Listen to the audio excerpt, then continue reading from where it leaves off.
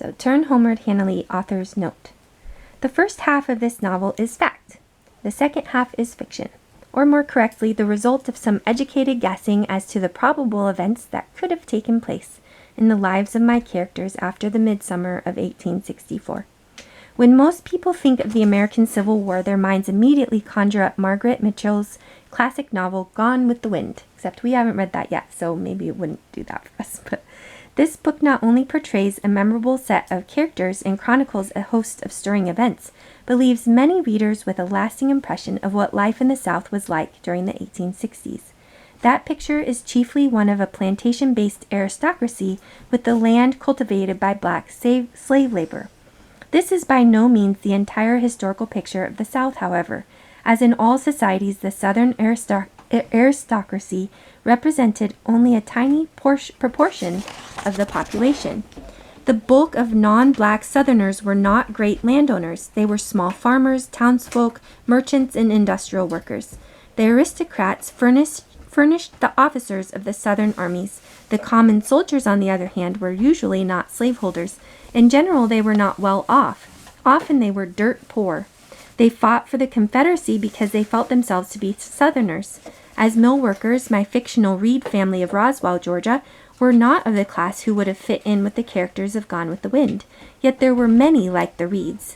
People whose lives were totally disrupted by the war and whose menfolk died by the thousands in the many battles fought between 1861 and 65. Davy Reed is, I am sure, more typical of the Southern soldier than Ashley Wilkes or Rhett Butler from Gone with the Wind, though not so glamorous and dashing.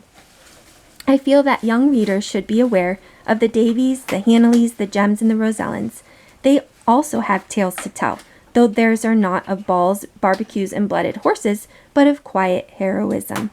They do not have a beautiful Tara to remember and strive to preserve, yet they have no less love for the homes they knew before the war.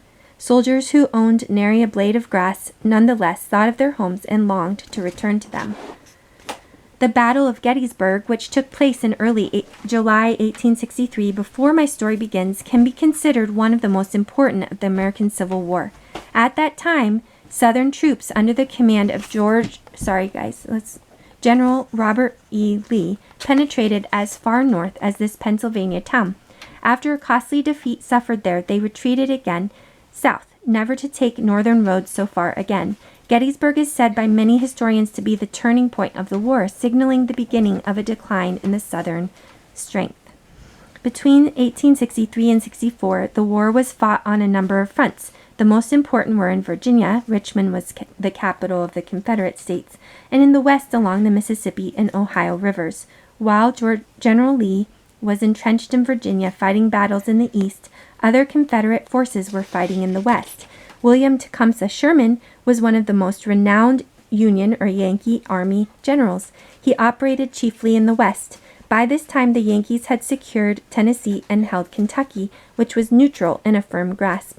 In the spring of 1864, Sherman came into Georgia and fought at Resaca and later at Kennesaw Mountain. From the latter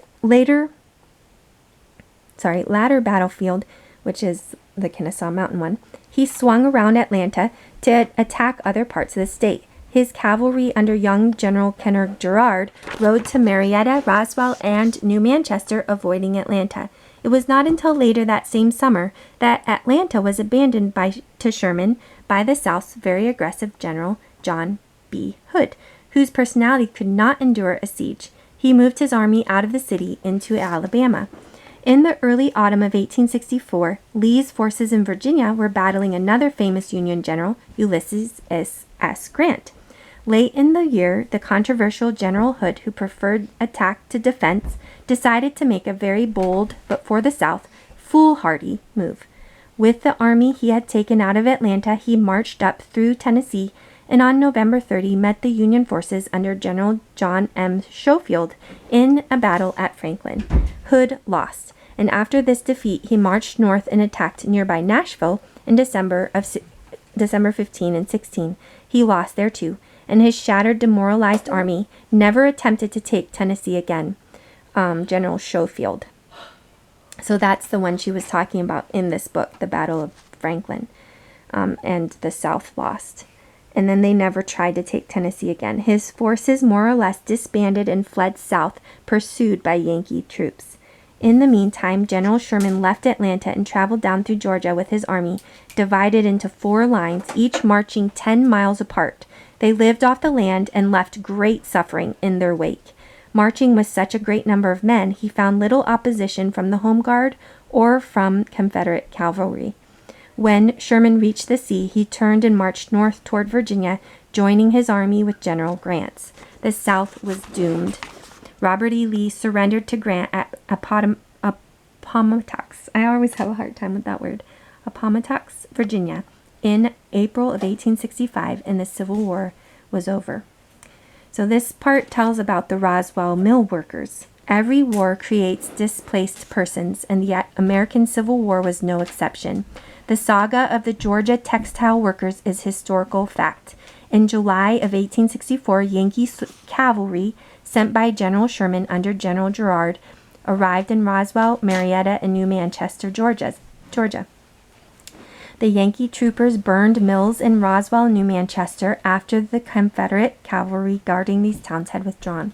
Because they helped the Southern cause by making cloth and rope for the Confederate Army, the mill hands were considered traitors to the Union. Girard proceeded to round them up. In Roswell, over 400 mill workers, chiefly women and children, with a few older men sprinkled among them, were held for 5 days in the town square in intense summer heat. When Sherman's officer in charge asked for instructions regarding the Roswell mill hands, Sherman replied, "Send them to Indiana and turn them loose." While the mill workers waited for transport wagons, whiskey stores began to appear in Roswell. That means like stores of whiskey, not like they brought stores to them, whatever. It meant they brought them whiskey. Drunken soldiers forced their attentions on the women mill hands, many of whom were young and pretty. At this critical moment, a fortunate historical coincidence occurred. Some sober Yankee cavalrymen arrived on the scene, and on command from a quick-thinking officer, took the mill hands up behind them on their horses and conveyed them to the nearby town of Marietta. Here they were held for a time in the buildings of the deserted military school, just like in this story. Mill workers from other Georgia communities were also collected and brought under guard to this temporary prison. What's the question? They were treating the Southerners like slaves, even though they are trying to get rid of slavery. Right, but it was because they were like war prisoners of war, right? Are you listening, guys? Nearly 2,000 mill workers were given rations and put on trains heading north. Some remained in Nashville, Tennessee for a time, and others were sent on to Louisville, Kentucky. Some sympathetic newspaper accounts of the day told of their arrival. There were also notices in the papers advertising the services of these so-called refugees. The notice I have used in this book is an actual one, though these mostly illiterate women, girls, and boys were more or less parceled out to whoever needed an employee. Families were, of course, split up in the process. Some went to work in northern textile mills. Newspaper notices of the time indicate that others probably became hired boys and girls, seamstresses, and household servants. Those who refused to work for northern employers were put in jail. At this point, the historical accounts of the Georgia mill workers comes to an abrupt end. There are no more newspaper pieces and no official government records. Some 1,800 people simply dropped out of sight, creating a history mystery. From the moment in my story when Rosalind Sanders crosses the Ohio River to Cannelton, where a mill did exist in 1864, this book becomes fiction. For no one knows what actually became of hundreds of mill hands who never returned. They must have suffered terrible but unchronicled anguish. There were conjectures about the possible fates of the many who did not come home, however. One theory is that many of the young women met and married northern men.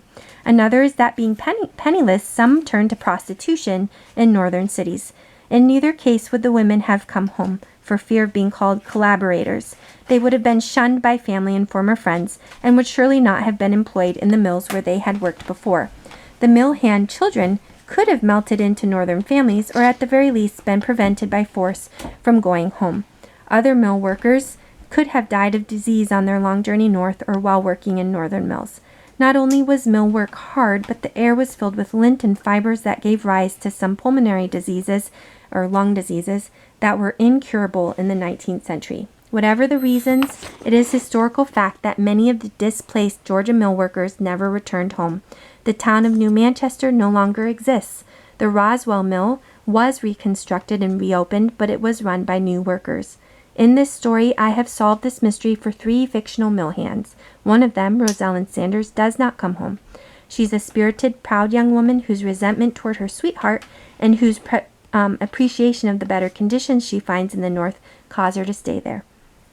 Of a different stripe, yet as much a survivor as Rosalind, is Hannalee, whose promise to her mother causes her to find her brother and turn homeward, despite the hardships such as a journey would entail.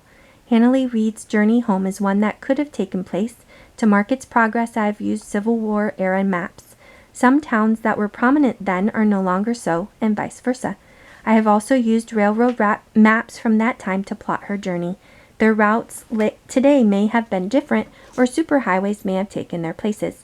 It would not have been unlikely for Hannalee to have encountered the notorious William Quantrill, the ex-Confederate Army colonel turned bushwhacker outlaw, in Kentucky in 1864, although most historians consider him to be a Kansas-Missouri figure, and it is generally true that most of his terrible actions took place in those states. In 1864 and 1865, he drifted in and out of Kentucky and Arkansas. In May of 1865, he came to Huntsville and to Hartford, Kentucky, to steal horses for his band. On May 10, Quantrill and some of his men were attacked by Union soldiers near Smiley, Kentucky, while sheltering from the rain in a barn. When the bushwhackers attempted to ride out, they were fired upon, and Quantrill, who was gravely wounded and subsequently taken to Louisville Hospital.